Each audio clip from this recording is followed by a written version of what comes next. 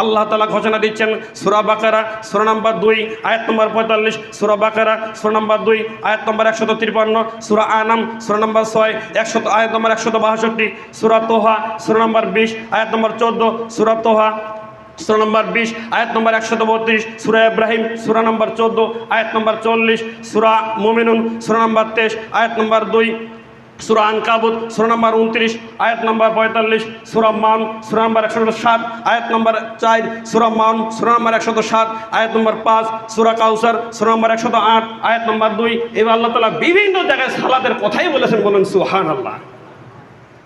কোরআন মাজিদে অহর জায়গায় শুধু সালাতের ঘোষণা করছেন আল্লাহ তাআলা।